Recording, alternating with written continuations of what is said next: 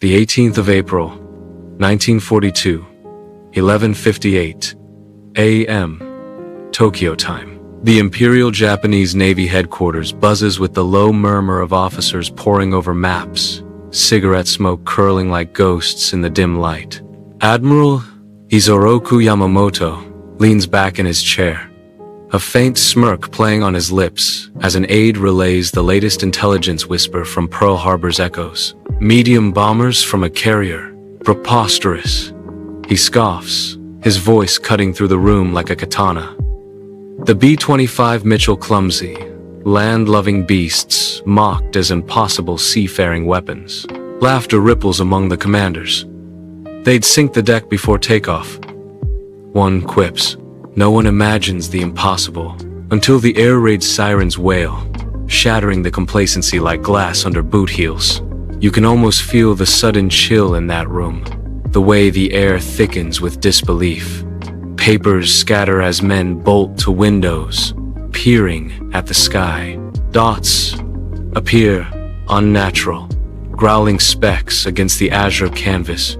16 of them, B-25 seconds, roaring in low and fast, their bomb bays pregnant with retribution. This isn't a drill, this is vengeance. Airborne and uninvited.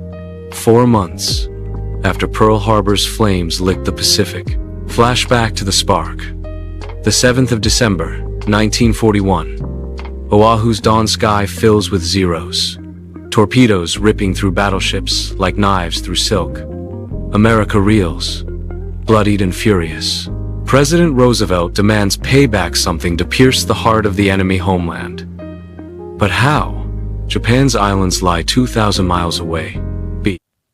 The 18th of April, 1942, 12:15 p.m. Tokyo time. The first B-25 Doolittle's own ship slides over the rooftops of Yokohama at barely 500 feet. Engines thunder. So low, the wash ripples the waters of Tokyo Bay. Office workers freeze mid-step on the streets below, mouths open, chopsticks suspended. A schoolboy points upward, eyes wide as saucers. Look, American planes. No warning. No rising curtain of flak. Just the sudden, impossible roar of twin right cyclones tearing the midday calm apart. Doolittle banks gently left, lining up on the military arsenal and industrial targets in the Konda district. His bombardier, Staff Sergeant Fred Bramer, peers through the northern sight, fingers steady on the release. Bombs away.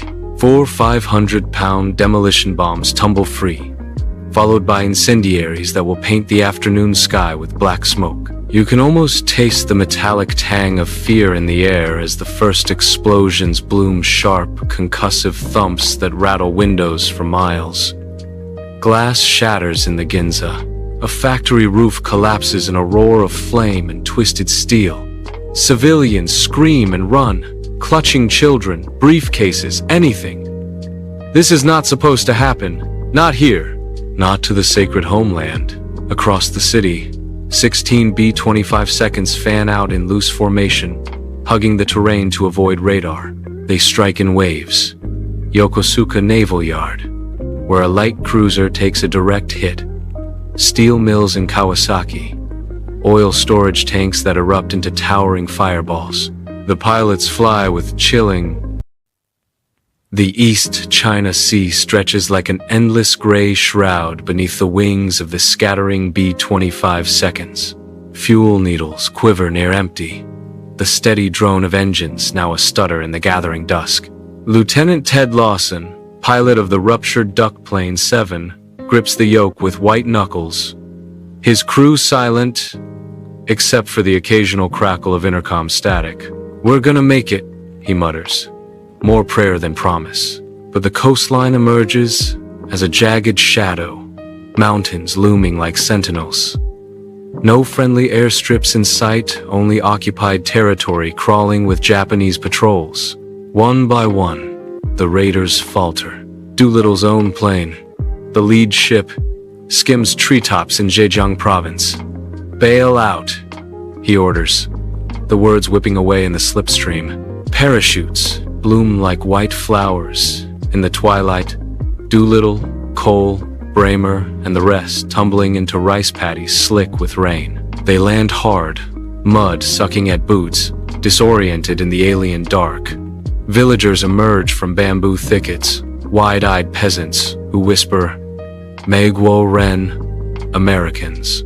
Guerrillas from Chiang Kai-shek's forces spirit them away, dodging enemy columns under cover of night. Not all are so lucky. Captain York's bomber, critically low on fuel, veers north to Soviet territory. They touch down rough near Vladivostok, engines flaming out on the runway. Russian guards surround them and internment awaits. A cold limbo in the neutral giant's grasp. Further south, Lawson's ruptured duck slams into breakers off the plot. October 1942. A cold, gray courtyard on the outskirts of Shanghai. 3 blindfolds. 3 sets of wrists bound behind backs. Lieutenant Dean Hallmark, Lieutenant William Farrow, Sergeant Harold Spatz. They kneel on the hard-packed earth, heads bowed. A Japanese officer reads the sentence in clipped English. Death by firing squad, for the crime of indiscriminate bombing of non-military targets. The lie hangs heavy in the air. These men had struck military and industrial sites with surgical care. Yet propaganda demands a narrative of barbarism. A single command. Rifles crack. 3 bodies slump forward. The remaining 5 captured raiders, Robert Haidt, Chase Nielsen, George Barr, Jacob DeShazer, and Robert Meter, are dragged back to their cells. Solitary confinement, starvation rations, interrogations that stretch into days without sleep. You will confess everything, the Kempitai officers hiss. They do not break. Years later, when liberation finally comes in 1945, the survivors emerge as ghost skin stretched over bone, eyes hollowed by darkness. Metter had died in captivity, heart failing under the strain. You can almost hear the silence in those cells, the slow drip of water on concrete, the distant clatter of boots that could mean mercy or more pain. Yet even in that abyss, defiance flickered. DeShazer, a bombardier turned prisoner, would later write of a small Bible smuggled to him, its pages worn thin by trembling fingers. I read it until I knew every word, he said. Fair,